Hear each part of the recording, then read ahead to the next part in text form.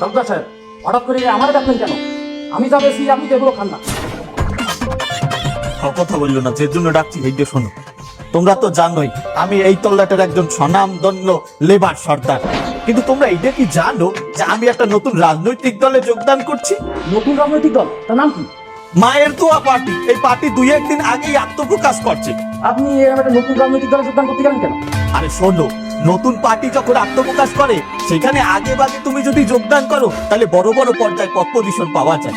আর এই রাজনৈতিক দলে আমার যে ত্যাগ, এই পদ্মার এপারে আমার যে বড় পদ তো কেউ পাওয়ার কথা না। আপনি একটু আগে বলেন এটা নতুন রাজনৈতিক দল, এর মধ্যে আপনি চাকরি খাবেন বাস করে এত তাড়াতাড়ি তো মল টাকার বালু টাকা কিছুই করা যায়। আর ভাব কথা বললো না। শোনো, আমার এই দল যদি নির্বাচনে যায়, এই খুলনা 2 আসনে আমার এমপিও দিয়ে কেউ তো ঠেই টারবে না। তাই আমি চাইতে আছি তুমি রাজনীতিতে যোগদান করে আমার ডাইনার শক্ত করো। আরে বাবা, আমি বেশি দাজামত, এমনি আমার রেপুটেশন ভালো না, আপনি তার মধ্যে আমার নতুন রাজনৈতিক দলে ঢুকতে চাচ্ছেন, তাই নাকি? আরে আমরা তো এইরকম লোকরাই চাই দলে যার রেপুটেশন খারাপ।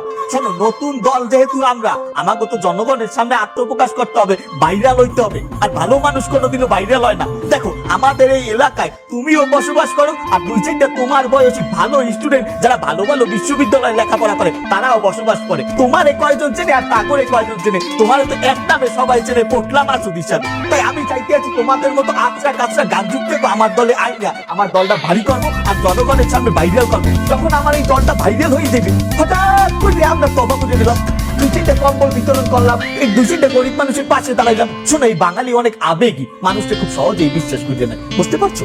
আমি এমনি মদ গাঁজার ব্যবসা করি, সারাদিন পুলিশের দাবল খাই, আমি এরা দলে মনে ঢুকতে পারবো না বাবা। আহা, এতে তো তোমারই লাভ। তুমি এখন পুলিশের দাবর খাও। তুমি যখন আমাগো দলে ঢুকবা, আমাগো দলের ট্যাগ যখন তোমার পিছনে লাগবে, তুমি যখন একটা নেতা হবা, তখন কি আর পুলিশ তোমারে দাবড়াইবে? পুলিশ তোমারে দাবড়াইতে গেলেই তো আমাদের দলের লোকজন তোমার পিছে খাড়াইবে, তখন তো তুমি পুলিশকে দাবড়াবা, বোঝো নাই? কি? আমি পুলিশের দাবড়াবো?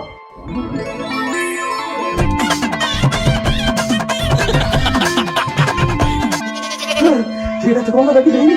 আচ্ছা, আমার যে দলে নেবে, দল আমার থেকে কি চাই? দল তোমার তাইতে 2টা জিনিস চাই। এক, তুমি এই মাদক অস্ত্র বেচে যে টাকাগুলো কামাবা তার একটা অংশ আমাকে ওই পার্টি ফান্ডে দান করবা।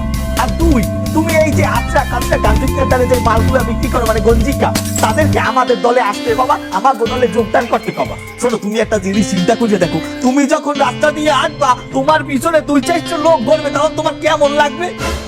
200 লোক আমার পিছনে স্লোগান দেবে? না না না, যাইও না, এত লোক এক ফিরে দেখানো সম্ভব না। আপনার ভাইকে নিয়ে কোনো টেনশন করবেন না, আপনার ভাই তো আমার আন্ডারে আছে, সে পরিশ্রম করে, তাকে একটা ভালো পদ আমি দেবো।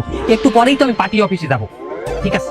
পরে কথা হবে ভাই। ওকে মামু, এই কইতেছিলাম কি, আমারও তো অলরেডি অনেক কর্মী হয়েছে, আমরা নানা জায়গায় আমরা পদ পজিশন দেবো। তার ওই মামু, আমার একটা পদ দেবেন না? কি কইলি? আমার একটা পদ দেবেন না? তোরে দিমু পদ? তুই মানুষটা কি কোনো পদের? তুই মানুষটা কোনো পদের? আমি তোরে দিমু পদ? হ্যাঁ, ওনারে আমি পদ দিই, আত্মীয় স্বজন আমি পদ দিই, তার আমি মারাটা খাই। এখন পদ দিলে উনি তো আমার আর বুদ্ধি দেবেন, বুদ্ধি দেবেন, নিজের বুদ্ধি নিজে লাগাইবে। আর আত্মীয় স্বজন যেই এই পদ দেশে, আত্মীয় স্বজন যেই এই দলের মধ্যে সেই মারা খাইছে, ইতিহাস সেটাই বল। চল দেখ, তুই তো আমার উপদেশ দেস না? এবার তুই তো একটা উপদেশটা আমার। আমি একজন এই দলের প্রেসিডেন্ট, এর মানে তুইও প্রেসিডেন্ট, তুই মালিক বেটা ডাইরেক্ট। পদ নিয়ে তুই ছোট হবি কেন? আমি মালিক। হ্যাঁ, তুই চিনা, তোর মামু প্রেসিডেন্ট না, মানে তুই প্রেসিডেন্ট বেটা।